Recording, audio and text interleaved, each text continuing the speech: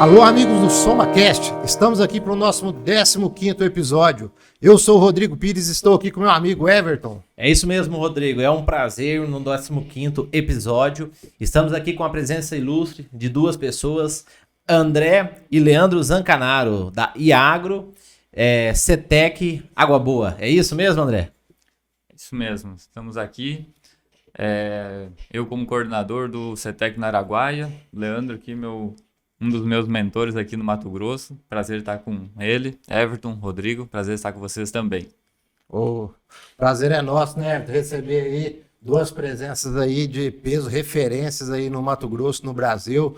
E é até difícil para nós, né, falar o currículo do Leandro. Então vamos deixar que ele conte para nós aí quem é o Leandro Zancanaro. Fala um pouco para nós, Leandro.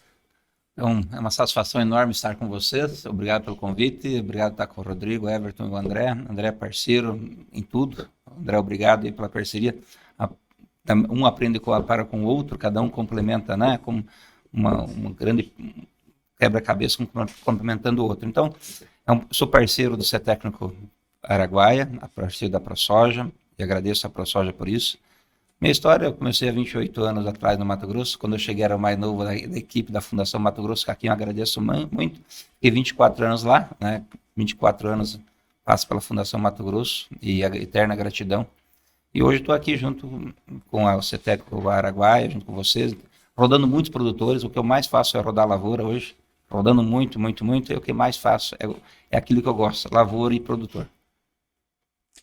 É isso mesmo, Rodrigo. Então, 24 anos, né? E o 28 anos, né? E o André hoje o André é formado, como que é o André? Isso, eu tenho minha formação feita basicamente no Rio Grande do Sul. Eu fiz a agronomia em Santa Maria, fiz o mestrado em Santa Maria e o doutorado fiz também em Santa Maria e em uma universidade da França.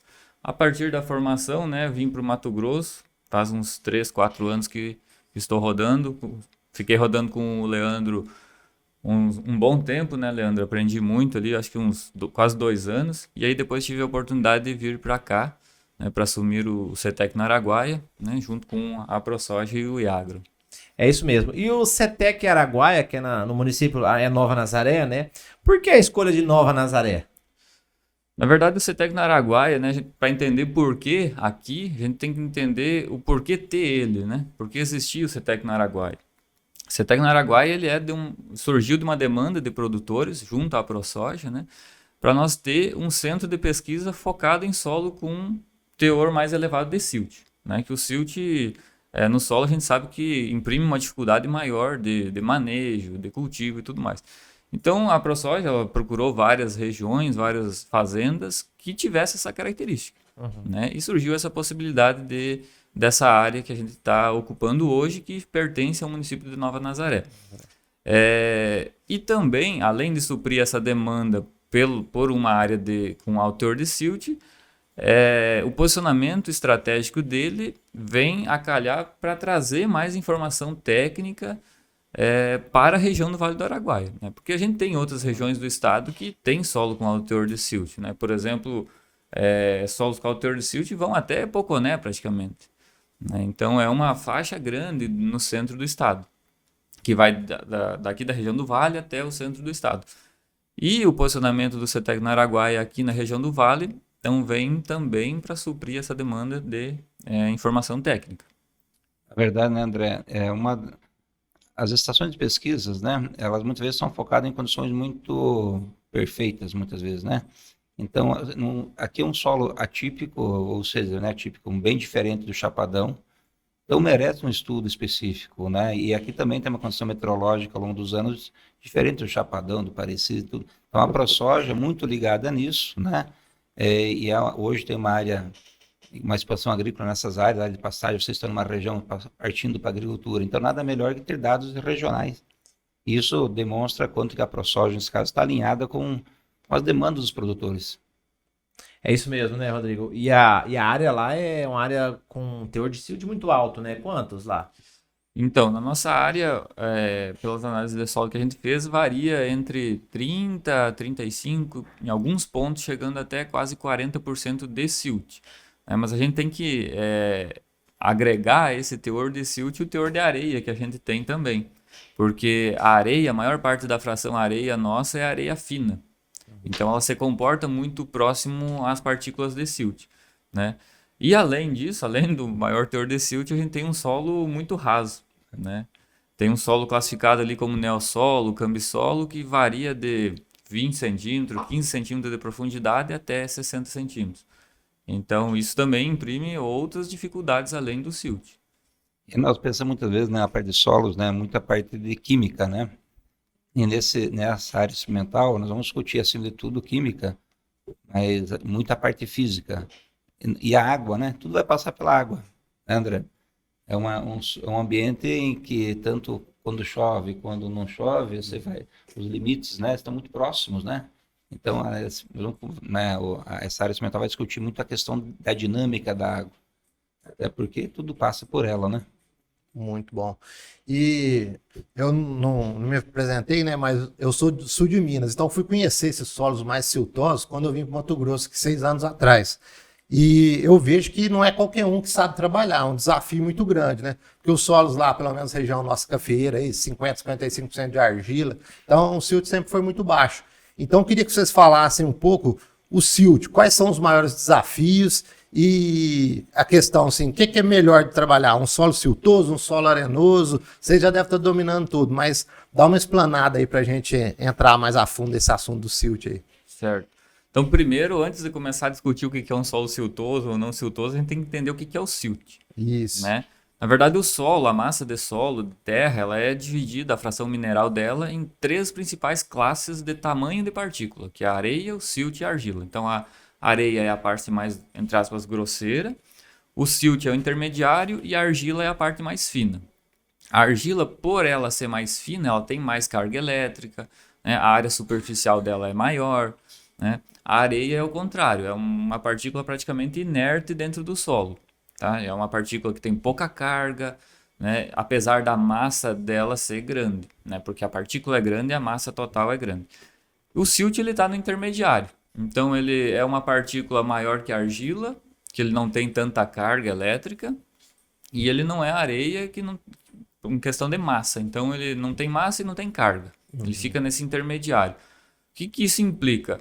Implica que ele tem uma agregação baixa, o solo não agrega praticamente porque não tem carga elétrica e facilmente desagregável pelo impacto da gota da chuva e facilmente transportada essas partículas através da água, né, porque ela não tem massa.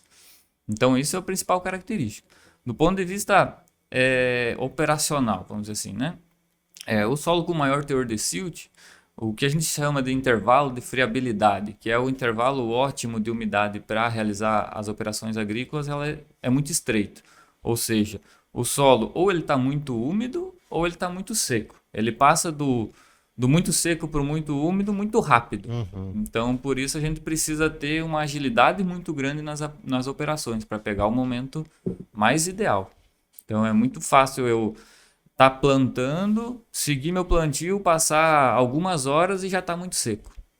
E é muito nítido isso, eu vejo na lavoura um plantio que começa bem, aí do meio-dia para tarde já não fica, né? Ou, igual aconteceu com nós esse ano, tá plantando super bem, deu 2 milímetros, Mudou tudo. já mudou tudo. Tivemos que parar o plantio, sair da área arrastado porque estava atolando o maquinário, né? Então, esse é o principal impacto do silt, né? Uma questão importante, né, André, é que o silt ele tem uma... Acho que a questão principal ainda vai ser a água, entender a questão da água. O André já expressou. Por exemplo, né, quando dá uma chuva, dá um impacto da gota da chuva sobre a superfície do solo, né, ele sela muito fácil, né?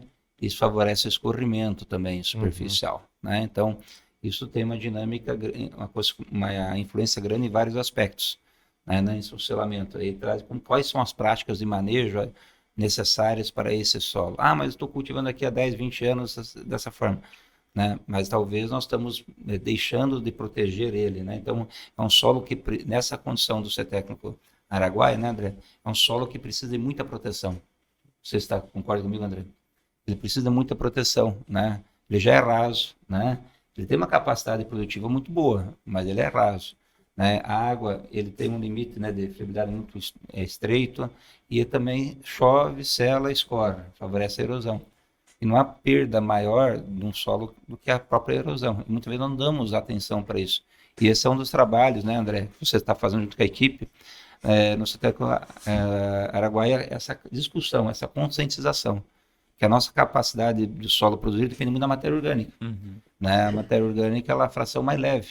Sim. Então, mesmo assim, eu vejo aquela palhada, grande palhada é uma coisa, né? Mas aquela fração já da matéria orgânica já estabilizada, né? Também perde por erosão. Aquela fração de material orgânico muito fina está sendo levada embora. Nós, ao longo do tempo, estamos perdendo a capacidade do solo produzir. Essa é uma das preocupações do CETEC no Araguaia. Porque muitas vezes não gera, é algo que as pessoas não gostam. Sim. Mas é necessário discutir. Então, esse projeto da ProSoja, a gente vai discutir pontos, né? Que o mundo no dia a dia não conversa. Rodrigo, e eu vejo muitos produtores dessas regiões, siltosas principalmente, que têm muita dificuldade com a instalação da lavoura, que eu acho que o grande gargalo hoje das terras siltosas é a instalação. André, Leandro, que tem bastante conhecimento. O que eu faço? Muitos clientes passam a grade, uma niveladora bem rasinha, vai lá e planta. Outros vêm com a botinha, outros plantam mais fundo. Tem uma dica para nossa audiência que lógico que cada caso é um caso, né? Mas o que vocês costumam indicar? Na verdade, assim, hoje, para solo com alto teor de silt, o que a gente tem é a prática do agricultor, praticamente é isso, né? A gente está começando a trabalhar sobre esses ensaios de plantabilidade e tudo mais. Mas o que a gente já viu nesse primeiro ano, né, é uma problemática, isso não tem dúvida, né? A questão de plantabilidade, emergência de plantas, é uma problemática muito séria, né? Muito séria, pode comprometer a produtividade da área, sem dúvida. A gente tem algumas linhas de trabalho, né? Mas, primeiro de tudo, a gente tem que pensar assim, o que está sendo um fator mais decisivo na minha lavoura? Por exemplo, assim, como o Leandro falou, a palhada, né? A palhada, ela é um fator preponderante dentro das nossas áreas, porque ela implica em outros pontos, né? Não adianta eu ter uma lavoura bem estabelecida e eu pecar por outros fatores. Por exemplo, o ano passado foi muito claro nós ver em áreas que tinham palhada e não tinha, né? Pelo fato do déficit hídrico, né? Em anos que tem água, a gente consegue nivelar praticamente tudo, né? Agora, em anos demais de seca já é mais difícil. E a questão de plantabilidade, ela vai muito de questões locais ainda hoje, né? Então a gente teve na soja, fez inclusive alguns ensaios de plantabilidade, principalmente focando em profundidade de semeadura, então isso é importante, o agricultor trabalhar com profundidade e o momento que está semeando, né? Se atentar a quais são as previsões do tempo para aquele período de 4, 5 dias, que é crítico, né? Plantou, choveu em cima e depois tem um solo exposto, plantou, choveu em cima, que desagregou e secou depois, né, é fatal. Então ele tem que ter esse jogo de cintura para entender como que está o cenário de 3, 4, 5 dias, para saber se vai plantar de um jeito, de outro, mais fundo, mais raso, né? Mas o que a gente está compilando ainda os resultados, né? Mas que a gente até mostrou no evento técnico, profundidades aí de 3, 4 centímetros tem se saído bem, né? A gente até testou alguns mecanismos de fechamento de sulco para facilitar esse fechamento, para evitar o espelhamento, que é outro problema bastante sério, né, nessas áreas com silt. Quando você trabalha com uma umidade maior, que você abre o sulco, fica espelhado e não consegue fechar, né? Nós tivemos umas áreas com muito problema de espelhamento e sulco aberto que tinham palhada e mesmo assim a soja veio e produziu bem. Então, assim, eu acredito que, né, ter essas nuances do campo, de observar a lavoura, observar as condições climáticas, elas são bastante importantes nesse momento. Eu vejo que até o Rodrigo, né, perguntou ali dos solos arenosos, né, siltosos, né? E seja de qual ambiente for, mas nos siltosos mais ainda qual prática, ou conjunto de práticas e qual decisões no momento da semeadura, o André falou isso, em que permite uma melhor condição para aquela semente ser viva ou germinar e emergir. Então, por exemplo, né, o espelhamento, né, é uma realidade, né? Então, como evitar espelhamento, como cobrir o sulco, mas acima de tudo eu acho uma questão fundamental é proteger ao máximo essa superfície do solo. Porque a partir do momento, né, André, que choveu, selou, essa planta, essa semente, ela vai ter uma dificuldade muito maior. Formou a crosta, ali você vai depender que a outra chuva venha o mais rápido possível e mantenha úmida para ela conseguir romper aquilo lá. Outra questão, né, André, até unidos, né, assim, ó, quando uma planta, uma semente está germinando sozinha, parece loucura isso, né? Agronomicamente falando, né, de uma distribuição, eu quero uma distribuição perfeita. Mas quando uma planta está sozinha, né, ela tem uma força para romper aquela crosta. Quando tem a outra ao lado, parece que uma se ajunta à outra para ajudar a romper. Então, assim, tamanha, essa fase é muito crítica. Então, quanto menos selamento, a formar crosta, melhor. Né, e aí eu dependo muito da chuva. Como que eu consigo amenizar a dependência da chuva? Talvez seja essa a questão das práticas principais. Porque a partir de formou a crosta, você depende da outra chuva que venha logo e que mantém esse solo bastante úmido sempre. Não sei se você concorda. É exatamente isso. E a principal estratégia para você reduzir o risco de formar essa crosta e não depender de condições climáticas de chuva é a palhada em superfície. Que a palha, elas... Respondeu minha pergunta. Eu ia perguntar isso aí, qual que eram as práticas de manejo para reduzir espalhamento. Pode terminar aí. Só um minutinho, Sana. Eu teve um dia que eu vim aqui, né, André, que valeu por um ano inteiro de trabalho, né?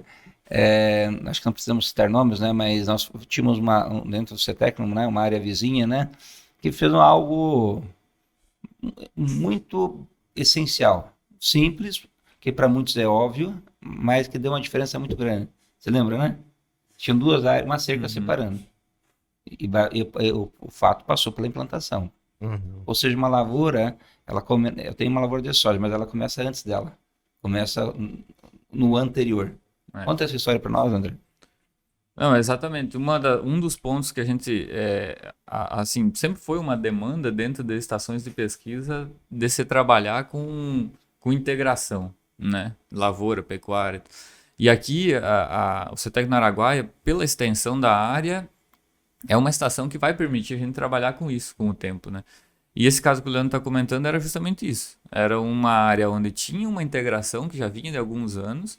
Né? Esse foi o ano passado, né, Leandro? Um ano bastante seco. Vinha de uma integração e o estabelecimento de planta foi muito bom por causa da palhada e tudo mais, né? Nós estava lá com soja em V6, V7, muito bonita, com cotilédone ainda, enquanto do lado, que era uma área que tinha sido mexida, né? Tava tudo falhado, vindo pé de galinha, tá? Então, eu acho que essa integração lavoura-pecuária ela tem um potencial bastante grande assim, na nossa região. Acho que eu creio que é quase que uma obrigatoriedade para muitas situações, ou quase a totalidade das situações, né, nessa situação. Tem a maneira que você tem uma renda e tem a maneira que você tem essa cobertura do solo. Claro que exige a questão do cuidado, do conhecimento no manejo dessa pastagem e da carga animal. Mas é um sistema que é obrigatório. Vocês sabem disso, têm experiência maior que nós, né? E aquele dia ficou muito claro, né? Como que você conseguiu ter um estabelecimento muito bom contra um estabelecimento não bom. Uma planta mais vigorosa contra uma plantas heterogêneas, né? Então, acima de tudo, com sistemas de produção que coloquem cobertura, raiz, cobertura morta, cobertura viva depois, né? É por aí. Não existe outro caminho senão esse. Mas aí, Leandro, palhada sempre é bom, então? Quanto mais, melhor, e sempre é bom. E de qualquer coisa? Não. Na verdade é assim, né? Até vejo assim, eu vejo que nós temos que pensar em fazer renda, né? Então, acho que a integração lavoura-pecuária é uma possibilidade de fazer renda, né? E, claro que exige mais conhecimento que a própria agricultura, na minha opinião, né? Então, esse é o desafio, né? Como consigo fazer renda sem fazer, ao mesmo tempo, loucuras, né? E, então, eu vejo que a integração lavoura-pecuária é um caminho, né? E esse falou, quanto mais palha, melhor, né? Nós teríamos que ter cobertura do solo aqui, né? Acho que aquele dia ficou bem claro. Uma cobertura quanto mais uniforme, né? E eu tenho que dar condições para ter uma boa plantabilidade. Eu tenho muita palha e não consigo plantar. Muito legal a palha, mas não consigo plantar. Então, na verdade, eu tenho que ter uma condição que, nesse momento, focando a cultura soja, que para muitos é a cultura principal, qual a condição que eu tenho para conseguir implantar ela bem.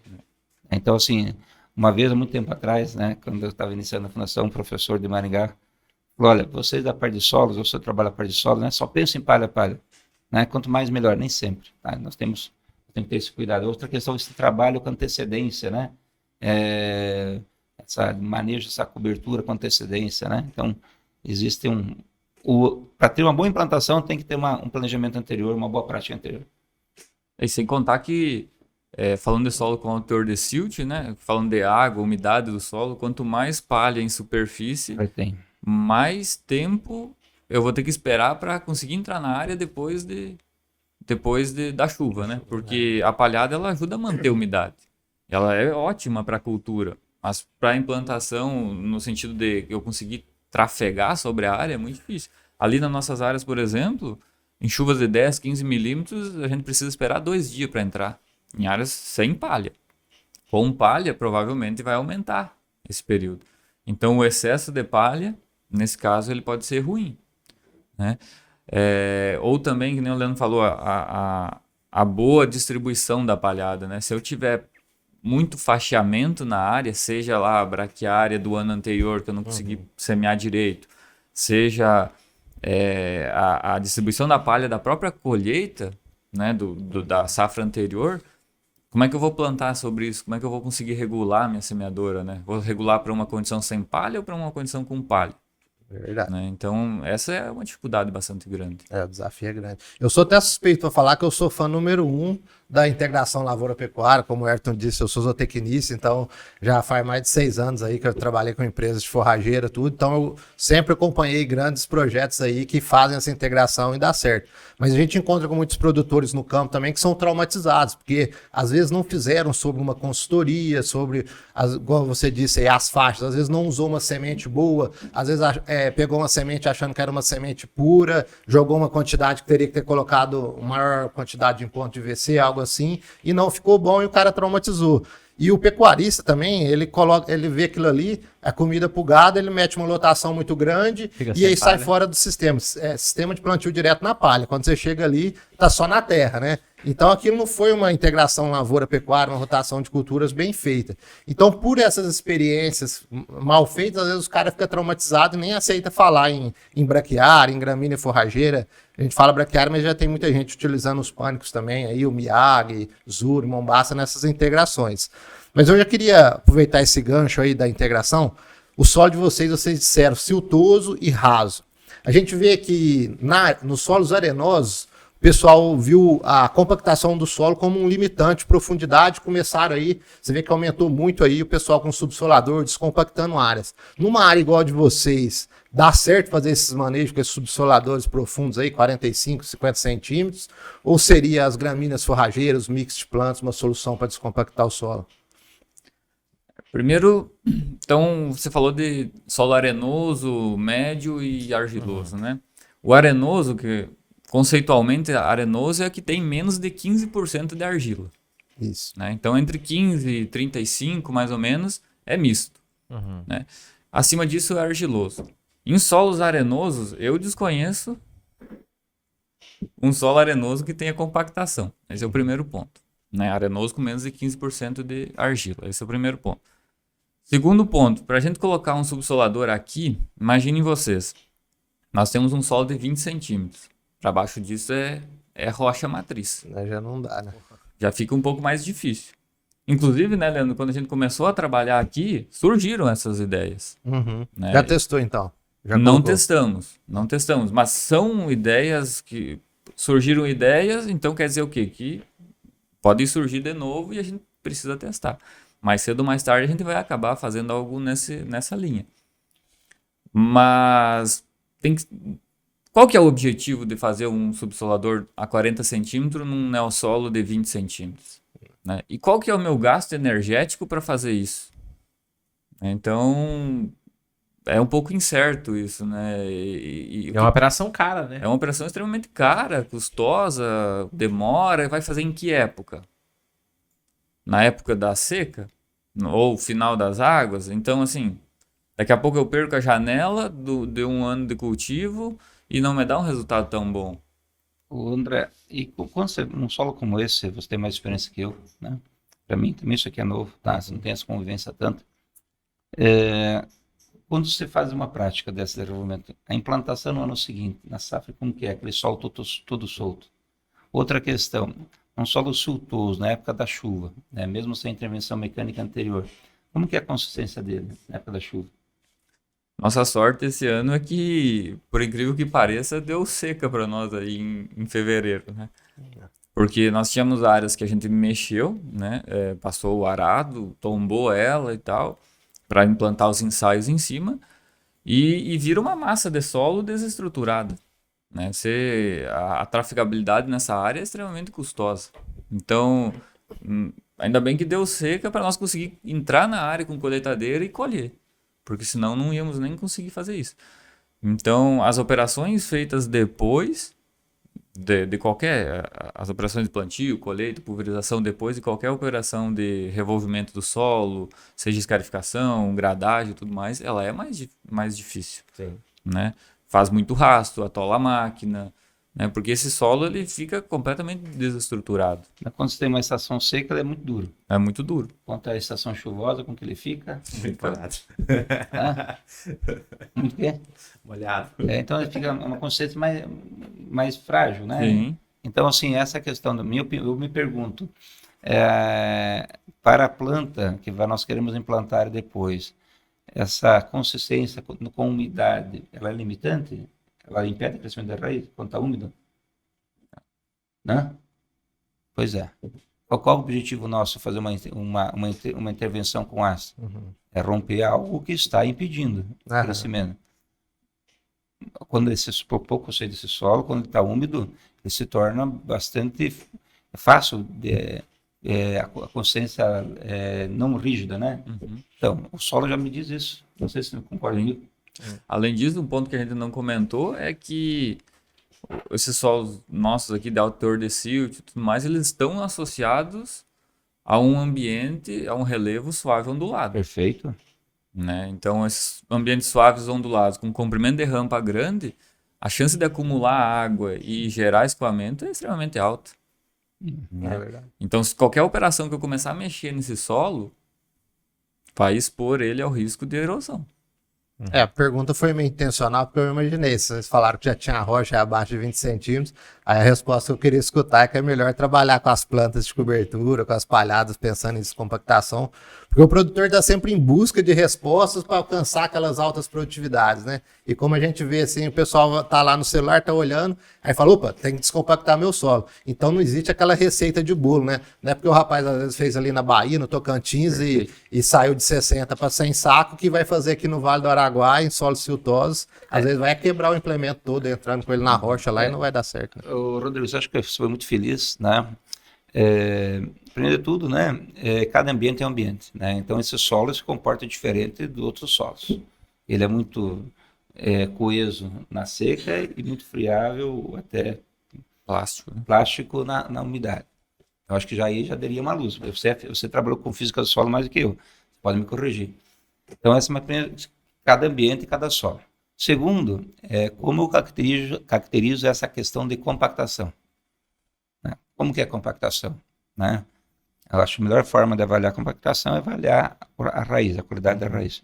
Então, muitas vezes, hoje, a questão de... Nós todos precisamos de altas produtividades. Nós buscamos isso. Mas hoje nós estamos atribuindo muito ao termo alta produtividade a práticas pontuais. E sempre, fulano de tal, né? Nós temos que filtrar isso aí. O que é compactação? Né? E outra, práticas pontuais. Sabe o que eu preciso? Né? Então, tem muitos índices, né, sendo gerados. Aí, acho que isso é válido. Então, assim, acho que essa é a questão, né? Nós não podemos hoje... Quem está na região, quem vai para o campo, é que tem condições de decidir. Né? Esses índices isolados, de uma região para outra, eu sou totalmente contra e poderíamos discutir muito sobre isso. Então, acho que a questão é essa aí, né? Meu solo compacta? Meu solo, tem compactação? O que é compactação? É um adensamento natural, acho que na areia, areia por si só, as partículas se acomodam, né? É uma acomodação. Então, assim, e outra questão, né? Eu preciso disso, não preciso... Quando faço essa prática, ela dura quanto tempo?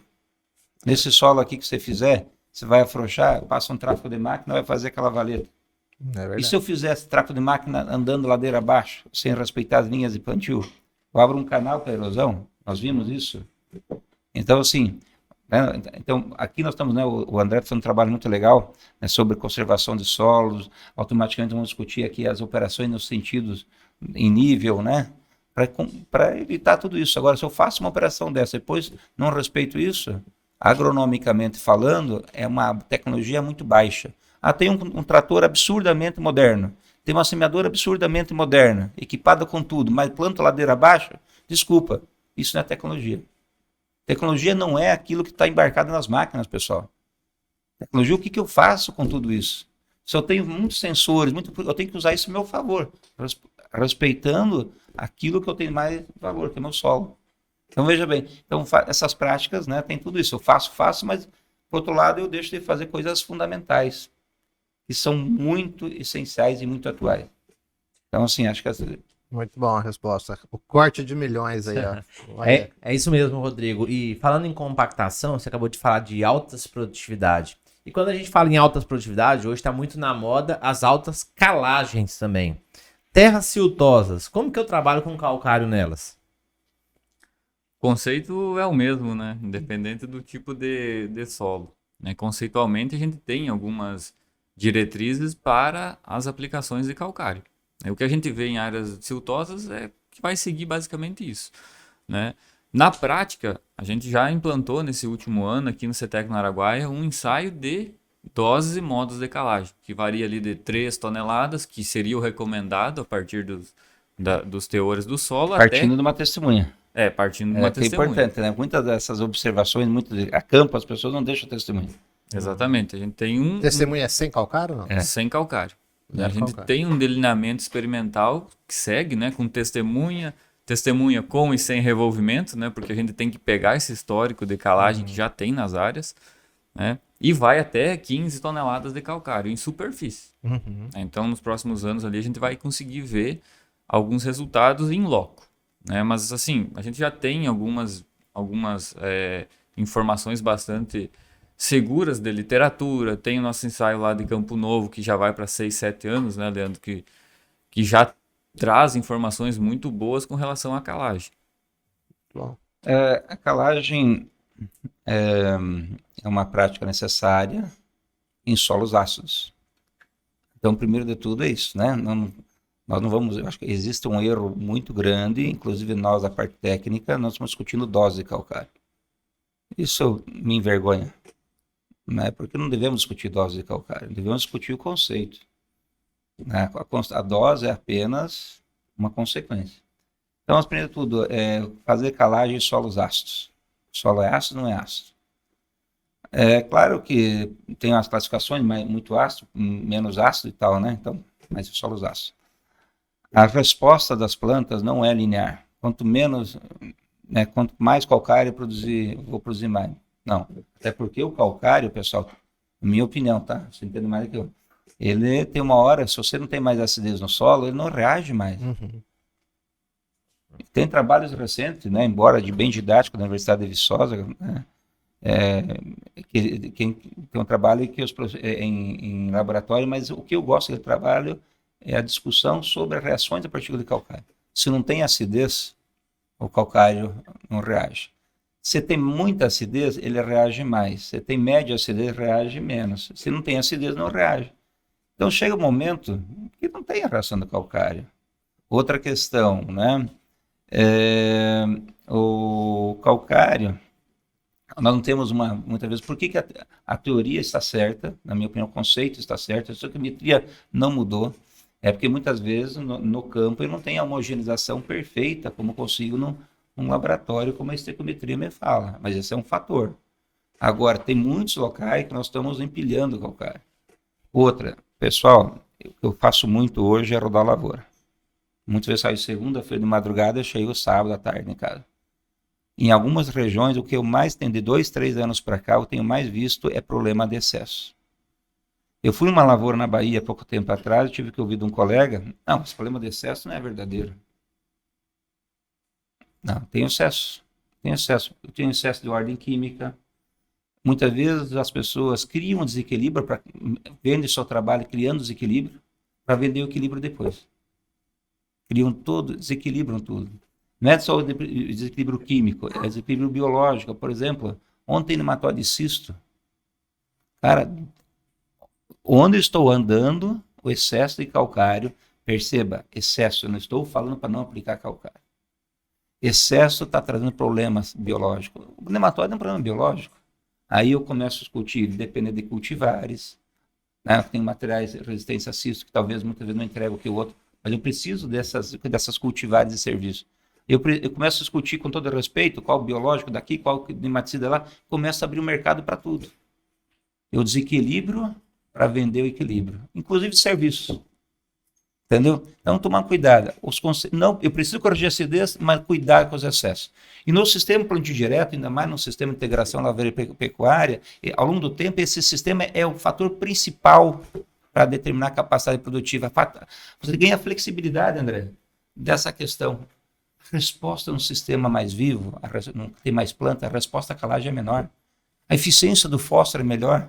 Claro que quando você tem um solo ácido, o fósforo tem uma eficiência de aproveitamento. Quando você tem solo menos ácido, tem outra. Ninguém está negando isso, mas não preciso fazer isso, até porque o calcário não vai reagir. Tem muito calcário nessas quantidades grandes que não está nem reagindo. Né? Eu falo isso porque minha dissertação de mestrado avalia isso. Né? Mas assim, quando você tem um sistema, o sistema é muito forte. Quem tem experiência de longa duração para discutir calagem num sistema bem feito, tem planta, seja integração lavoura-pecuária, seja soja, milho bem feita. A resposta à calagem é menor. Agora, as pessoas pensam quimicamente isolado. O sistema não é mais isolado. O sistema é integrado. E o fator tempo. Desculpa me exaltar aqui. Tá? E assim, nós estamos... Nós não devemos discutir dose, devemos discutir conceitos. Primeira dúvida, como que a partícula do calcário reage? Se não tem acidez, ou tem pouca acidez, então começa a se aplicar muito calcário e não consegue, nem tem muita condição de reagir. Outra pergunta, pessoal, conceitos. No Congresso de Algodão, a parte mais dinâmica, aconteceu esse fato lá. Esse dia na Bahia, outro produtor, seja arenoso e tal, tinha lá na Bahia um produtor forte, né? Na verdade um grupo, tem um agrônomo muito forte, um amigo meu, e tinha um colega novo lá, né? Ele queria, André, eu vi isso aqui no Mato Grosso também de grupos grandes. Ele queria ter uma soma de cálcio, magnésio, maior, eu somar o cálcio, ele que busca isso, tá? Maior que a CTC dele. E ele falou, e teve lá no Congresso do Algodão, um colega de uma outra consultoria grande, e falou assim, olha, nós não olhamos muito CTC, eu quero ter teor de cálcio e magnésio absoluto. Eu não sei. Eu não sei como que a química permite. A química dele, né? Eu não sei qual é a química dele, é diferente da tua química que você estudou. Você tem doutorado em química, né, André? Então perceba que as pessoas começam a criar conceito da própria cabeça. Desculpa. Mas é isso aí. Você vai exagerar, André? Você tem... Não, mas é... Não, é a realidade, né? É muito bom que igual, a gente já conversou com vários consultores aí, e a gente sempre, o Everton gosta de polêmica, ele sempre entra nesse assunto, porque esse assunto sempre dá uma polêmica mesmo, né? É porque, na verdade, esse assunto é muito amplo, né? É amplo e não é, igual você comentou mais cedo. Porque se a gente pensar em conceito, o conceito não mudou. Mas talvez esse novo não tá alterando um pouco essa... Everton, desculpa agora. Você falou de alta produtividade, né? Dentro de um conjunto de dados, conforme a pessoa, ela pode escolher os dados que ela apresenta. Desculpa usar o termo. Isso está acontecendo muito no Brasil hoje. Mas hoje tem dados reais que os conceitos fundamentais permitem sim colher 100 sacos de soja por hectare, até mais, lavouras comerciais. Permite sim dar menor perda quando falta água, porque ninguém substitui a água, desculpa. E quem dizer isso, milagre não existe, desculpa falar. Então, os conceitos fundamentais, quando bem aplicados, permitem tudo isso. Mas para outras produtividades, para novas cultivares. Tem várias lavouras demonstrando isso. Tem vários trabalhos de pesquisa mostrando isso. Apenas eu confio sem interpretar os conceitos fundamentais. Eu quero interpretar, eu quero aceitar, porque eu estou muito adepto àquilo que é disruptivo, né, que se chama, né? Mas quem falou que tudo que é novo funciona? Cadê a base científica disso? Cadê a comprovação científica? Cadê? As pessoas falam assim, eu vou montar uma estação de pesquisa para comprovar aquilo que eu estou falando. Cara, já ouvi isso. Cara, desculpa. Meio tendencioso. E aí falando assim, desqualificando, claro que nós podemos o grande desafio é juntar todos os conceitos. Antes pensava-se no solo quimicamente, biologicamente e fisicamente separado. A calagem, independente da acidez, a calagem independente da micro, hoje juntou tudo. A calagem interfere no biológico, falei do nematóide, a calagem interfere no físico. Tem plantas no sistema. Como o conjunto de plantas ao longo do tempo, de forma ordenada, o conjunto de planta A é um dos trabalhos aqui, né? Um conjunto de plantas A, ao longo do tempo, tem um efeito diferente do conjunto de plantas B. Mas tudo isso está junto, não está separado. Por exemplo, como que é a dinâmica da acidez do partido calcário, a reação da partido calcário? Hoje discute-se, não quero entrar nesse mundo, o efeito da adubação nitrogenada com ureia e sulfato acidifica o solo. Sim, mas só existe esse processo dentro do solo naquele momento? Existem todos os processos. Então, contem a história por inteira. E quais o trabalho de longa duração? Quais os trabalhos de longa duração? Pensar hoje é uma coisa, e o sistema, o que ocorre hoje é em função do tempo passado. Então, tudo isso. Muito bom.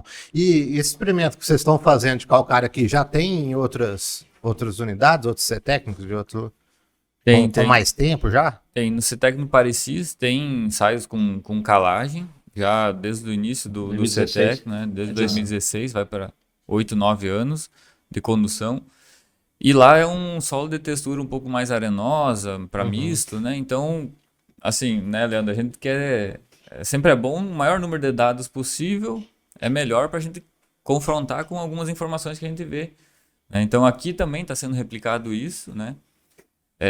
Para ter esses valores de produtividade e tudo mais, desempenho nessa condição de solo com maior teor de silt. Mas o conceito que o Leandro falou é o mesmo, né? O conceito para o solo arenoso, solo argiloso, solo siltoso, ele vai ser o mesmo. Na verdade, assim, esses trabalhos, então você tem, a ProSoja tem aqui, tem lá também em Campo Novo Parecis, focado em solos mais arenosos. A Fundação Mato Grosso tem um trabalho que começou em 2008 em solos argilosos. O sul do Brasil tem trabalhos de 30 anos.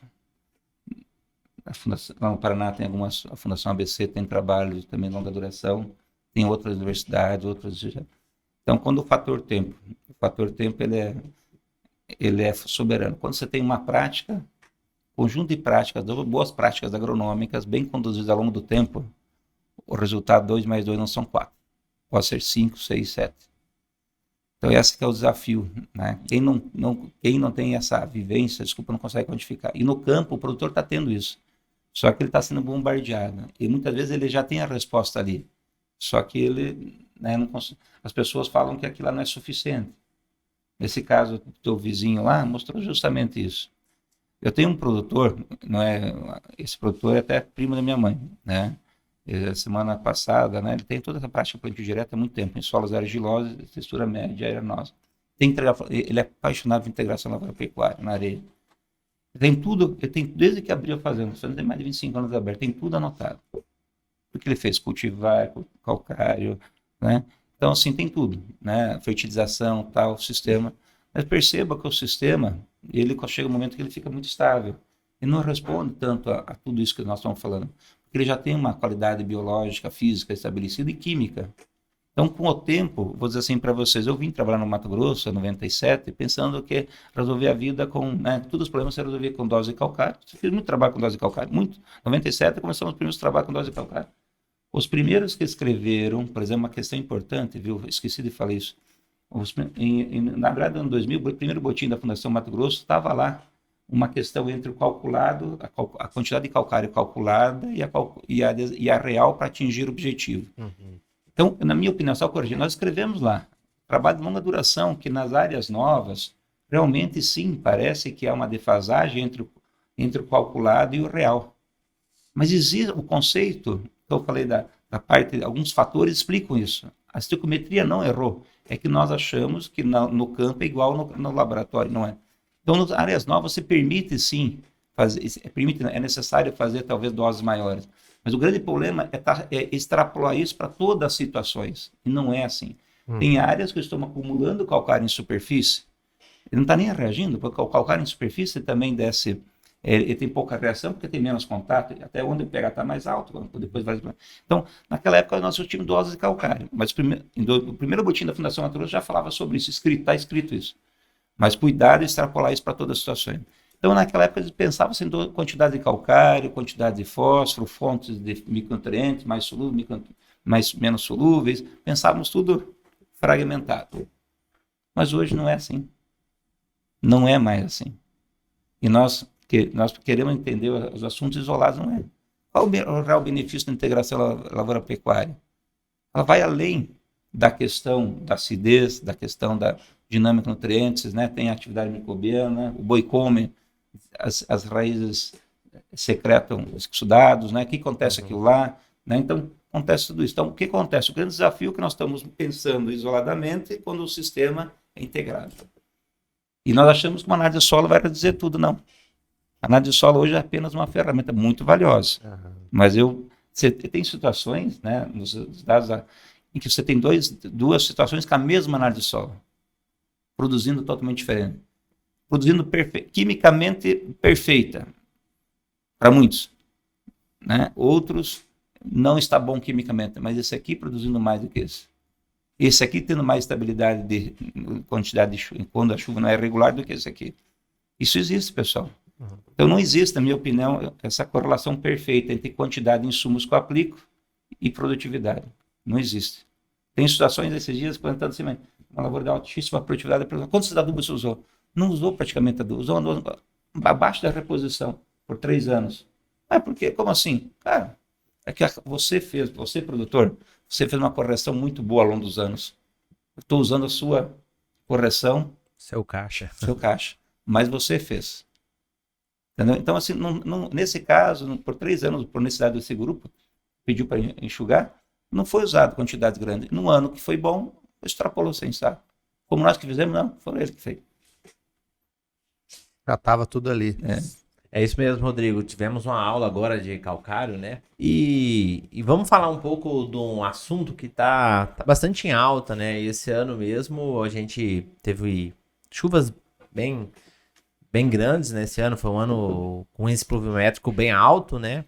E eu acho que isso gerou muito problema ao produtor. Aqui, eu falo na região do Vale do Araguaia, a gente teve muito caso de anomalia, né, Rodrigo? Acho que é o assunto da vez agora. Zancanaro, André, o que vocês me falam da anomalia que está tendo? Eu particularmente não vi dentro da estação. Né? Não teve, não. Não vi nenhum ponto que eu pudesse caracterizar e definir como o complexo da anomalia.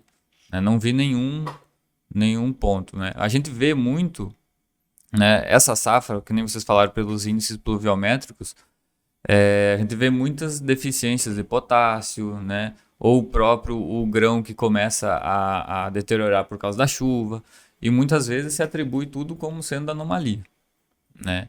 Então é bom a gente definir e separar o que é uma coisa e o que é outra, né? Não dá para colocar tudo no mesmo balaio, né, Leandro? Não sei se você acompanhou alguma área que teve anomalia.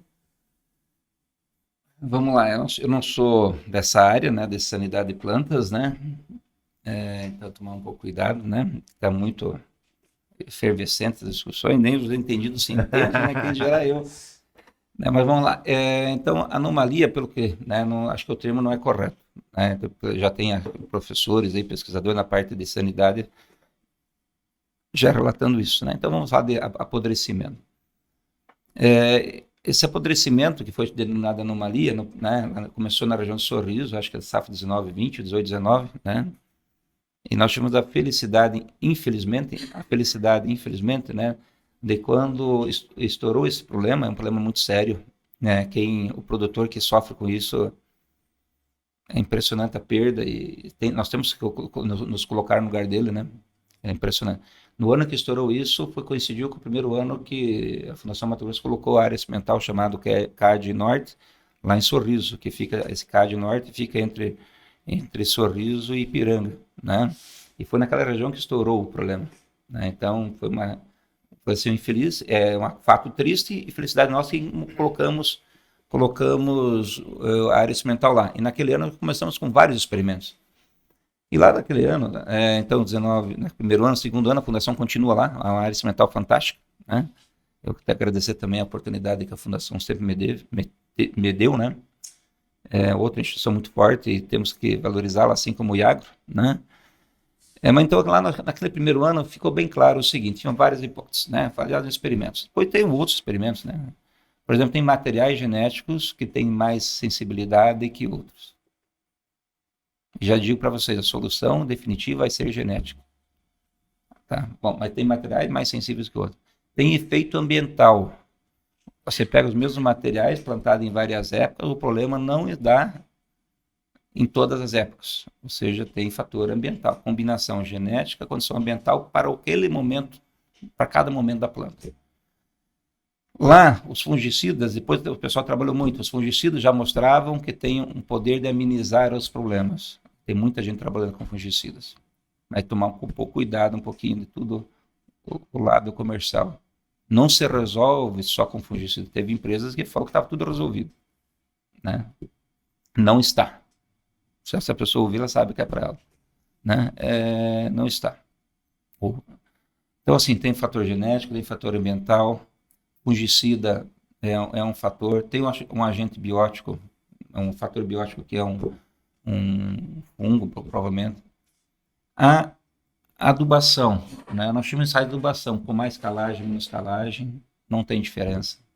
Incorporados, perfis. Eu falo que a estação experimental, quando é uma estação experimental ampla, você consegue tirar várias informações sem ter um experimento.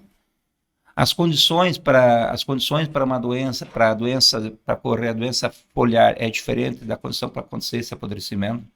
Eu tinha um fato, até a Mônica, na fitologista da fundação, né? Estava junto, né? Você tinha um tratamento de testemunha, né? Sem nada de fungicida da parte aérea, limpa, de sanidade. Não é sem nada, é possível, assim.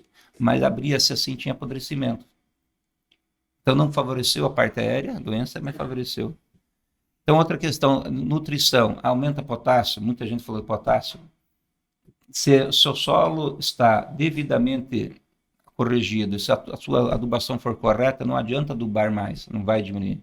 A boro, muita gente que vendeu um caminhão de boro, a gente gastou um caminhão de boro, até um comentário, o César de Castro, uma vez, né, um colega meu da Embrapa, Londrina, ouviu isso e falou, você gastou uma Ferrari com boro, as pessoas, se seu solo não está deficiente, né, não responde. Tem uns mágicos aqui, falaram que ano passado, em agosto, o evento lá da ProSoja, lá falou assim, vou resolver o problema, eu nunca vi aqui, vou resolver o problema com cobre e boro. Já foi tentado, não resolve. As pessoas vêm, né? Então, assim, os pesquisadores, contar uma história bem rápida, não vou citar nome, né? Tem pesquisadores em outras áreas, tudo é problema de solo, compactação. Quando tem problema de doença, é tudo problema, né, de solo. Então, eu tenho um produtor de Sorriso, ele fica no Pontal do Verde, desculpa estender um pouquinho. Eu tive 2 vezes, teve um dia que eu fui lá, e eu fui num sindicato, convidaram lá, contou a história, ele falou, vou lá contigo. Fui lá, a raiz dele perfeita, pivotante, branquinha, com palhada, com uma rotação, e a raiz perfeita, a lavoura, a folhar bonita e podre. Levei um pessoal, outro, não vou falar porque, né, é de outras áreas fitologistas. A pessoa falou, tem que ter um manejo de solo. O cara chorou na minha frente, porque o que deu de errado o meu manejo de solo? Foi uma raiz perfeita. Só que muitos falam assim, é problema disso. Aí teve uma vez nesse evento aqui local, eu trouxe o Anderson Bergamin, professor de Física do Solo de Rondônia, junto com o colega dele, o Paulo, nós fizemos uma trincheira, onde tinha muito apodrecimento. Cara, a raiz da soja era profunda. Né? Então, um solo perfeito, fisicamente perfeito, então perceba que não conseguimos isolar. Então, o que acontece? Por que eu falei tudo isso? Porque surgem muitas soluções, mas poucas concretas. O fungicida é um paliativo. Agora é o seguinte, é a anomalia. Tudo que apodrece na lavoura é essa tal da anomalia. Hoje está, acho que é de aporte, o queire, a cícula, né? Vou dizer assim, eu sou ruim de falar as coisas, né? Estamos novas variantes, tá? Essa linha tem um trabalho de Viçosa, lá fechou o lado de coca, então está indo para esse lado. Mas já vi situações em que, 2 semanas atrás, fui numa lavoura que não era apodrecimento dessa anomalia. É uma soja que vegetou muito, um material muito sensível, era coletótipo. com a antracnose. Claro que poderia ter o de aporte ali. Até o Zaca, né, que é parceiro nosso, eu troquei ideia com ele e falou, deve ter o de aporte ali, que é o que está indo, né? Mas tem outra causa principal. Será que hoje as pessoas confundem em alguns locais, né? Tem variedades que abrem mais a vagem que outra? Será que isso está sendo colocado tudo numa vala comum? Será que eu estou sabendo distinguir? Claro que podemos discutir por que está abrindo vagem, né? Então, assim, tem muitas coisas acontecendo. Percevejo, pessoal. O percevejo da soja, que lá no canivetinho, na início da formação da vagem, ataca. Será que não pode abrir canal para apodrecer? Será que nós, hoje, da geração mais nova, sabemos o que é um dano de percevejo verdadeiro? O dano de percevejo parece lá na frente. Será que essa geração nova sabe? Então, tem muitas coisas. Eu já fui em lavouras em que apresentações em que estava sendo apresentado a grande perda por anomalia. Tem um cara que entende muito bem de sementes do meu lado, falou, isso é grão variado, chuva na colheita. Então, o que acontece? Nós estamos colocando tudo na vala comum. Claro que o ano passado foi um ano muito estressante aqui na região. Esse ano muito chuvoso, né? São condições extremamente diferentes. Mas o ano passado também, esse estresse também pode ter contribuído, tenho certeza, para uma maturação desuniforme, para uma vagem mais deteriorada, menos deteriorada, que a planta reage a tudo isso. Esse ano também. Então, acho que teve, sim, né? Mas menos do que o pessoal fala. E há uma mistura de fatores. Onde eu tenho andado, vi, mas bem menos do que imaginava. Tá? Mas tenho. Qual que é a minha orientação? Você tem que se proteger. Tem que escolher materiais genéticos que apresentem menor sensibilidade, dentro do possível. Se eu for pegar materiais que produzem muito, alta produtividade, eu tenho que estar sabendo que ele me traz esse risco também. Tudo na vida tem os prós e os contras. Então, são escolhas que eu faço. Eu sei de grupos que no passado, recente, mudaram toda a sua genealogia, a sua escolha de cultivares para minimizar o problema de apodrecimento no Médio Norte. Parecia que seria ruim, mas colheu bem os outros na média, porque amenizou os outros fatores. Então, assim, eu creio que as empresas estão trabalhando em cima disso, né? O fungicida é um bom paliativo, acho uma boa escolha de cultivar associado com uma boa escolha de fungicida, mas não achando que é a solução definitiva, e tudo aquilo que interferir no fungicida poderá contribuir para uma melhor eficiência de tudo, né? E o que mais? Acho que é isso. E esse assunto da anomalia tá tão em alta, acho que foi hoje cedo na academia, eu vi um produtor comentando que nos armazéns estão classificando anomalia. Aí muita soja que você comentou, que soja variada por chuva, tá entrando como anomalia. E se nem a gente consegue identificar, se nem muitos pesquisadores conseguem identificar realmente o que é anomalia, não desqualificando, mas não é um classificador da empresa que vai conseguir falar, ó, essa soja aqui tá com anomalia. É um assunto muito polêmico, né? Como diria o Capitão Nascimento, põe na conta do Papa, né? Então, assim como às vezes você vai num médico, um clínico geral, não sabe aquilo lá e fala que é uma virose. Na época do Covid, todo mundo que morria de acidente ali era Covid. Hoje na agricultura, quando o cara tá aperto ali, ele fala que é anomalia e põe na conta da anomalia e fica por isso mesmo. Né? Concordo contigo, Rodrigo. Embora que né, o produtor, quando ele tem uma grande perda, é normal ele ficar angustiado e achar algo que possa responder algo para ele, né? Mas nós, da parte mais profissional, mais técnica, temos que ter esse discernimento. O produtor é uma coisa. Nós, da parte agronômica, é outra. Nós temos que ter esse discernimento. Agora, temos que colocar que a dor é muito forte quando se perde. Tá? A dor é muito forte. Com certeza. Embora que esse ano, por exemplo, o Mato Grosso voltou a ser o Mato Grosso dos... Esse Mato Grosso, estou há 28 anos aqui, ele é mais chovido. Ele é mais 24 a 25 do que os outros 6 anos anteriores. Né? Então, assim, essa é a nossa realidade. O Mato Grosso é chovedor. E pensando em chuva, até a gente fazer uma correlação com a anomalia, principalmente você que anda em muitas áreas, né? Teve uma incidência maior esse ano devido a muita chuva do que ano passado que foi ano mais seco? Sobre esse fato. Olha, vamos dizer assim, né? O ano passado, como foi? Quando eu olhei no Médio Norte, né? 163 ali, né? Foi a região que estourou o problema. Ano passado, aparentemente, foi mais tranquilo. Né? Porque choveu menos, né? Esse ano, eu estou indo muito pouco lá. mas tenho colegas que ficam lá, né? Parece que, pelo menos uma primeira parte, talvez 50%, 60%, foi muito mais tranquilo da primeira soja colhida. Então, me parece que o problema foi menor do que esperado para ser um ano chuvoso. Me parece. Não sou o pessoal que está me ouvindo, né? Eu posso estar cometendo um erro agora, mas pelo onde eu andei, me parece ser menor. Aquele chamado erroneamente anomalia. Teve outros fatores que apodreceram vagem, sim. Tem uma lavoura que eu rodei lá no Vale do Guaporé, no outro lado do Mato Grosso, na região baixa. Lá é um grande parceiro, um produtor grande parceiro nosso, tem um colega que está acompanhando lá, muito bom, que é o Pedro. Obrigado, Pedro.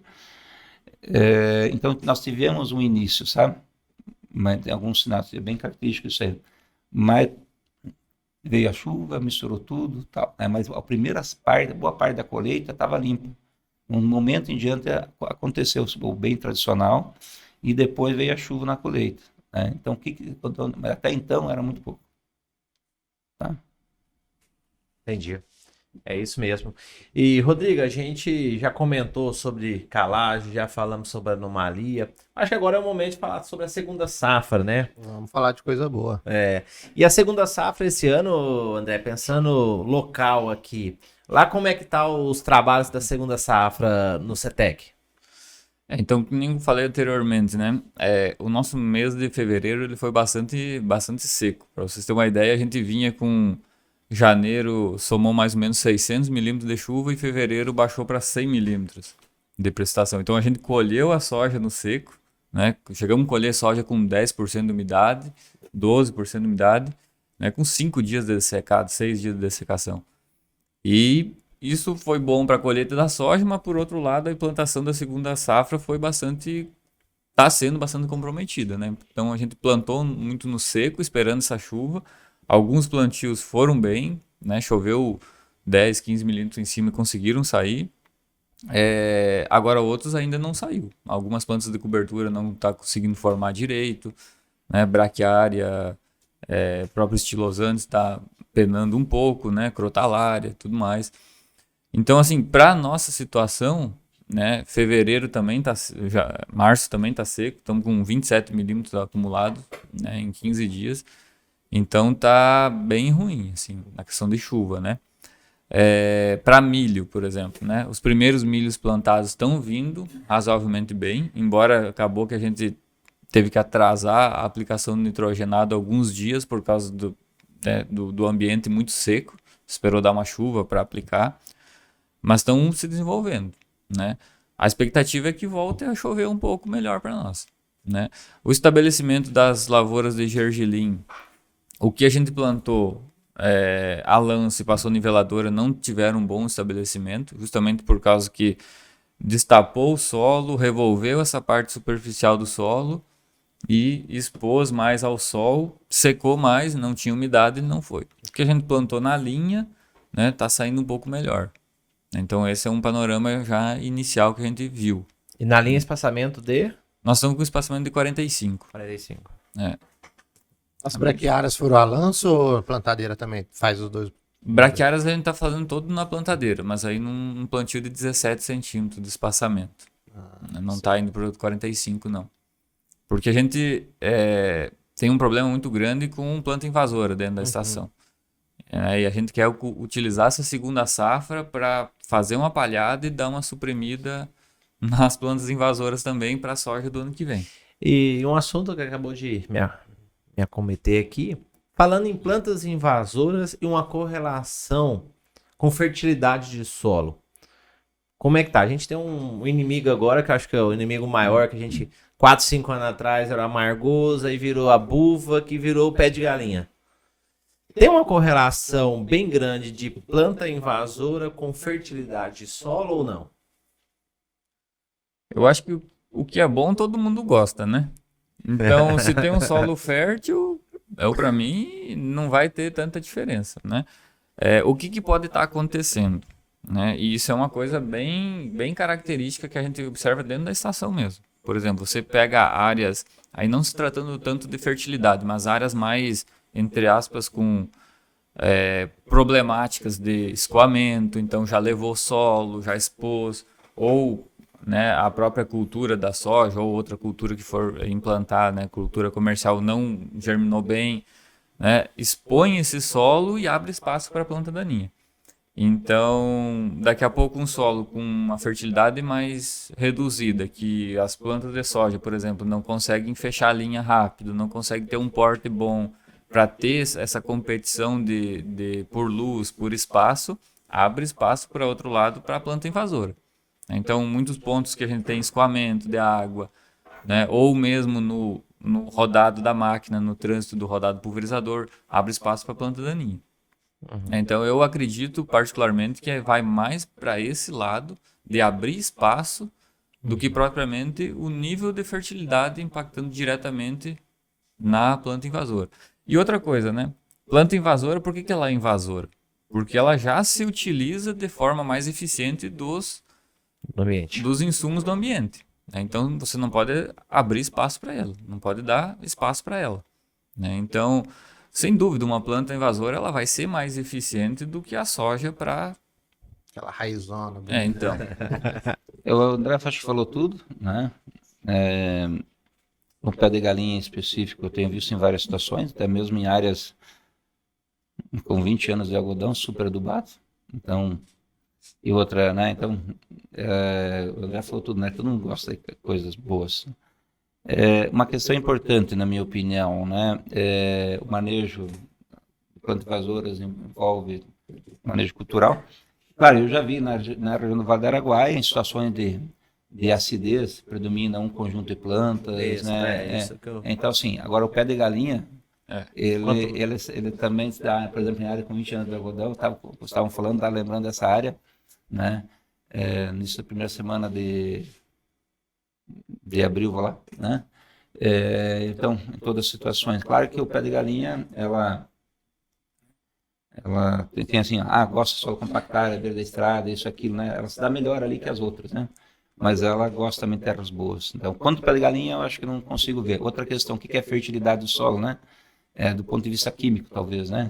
Então, não vejo essa correlação. Em solos ácidos, predomina outras plantas invasoras, outras espécies. Ainda mais potencializado pelo fraco desenvolvimento da cultura comercial, né? Então, basicamente isso. Mas não vejo correlação direta com a pé de galinha, que é só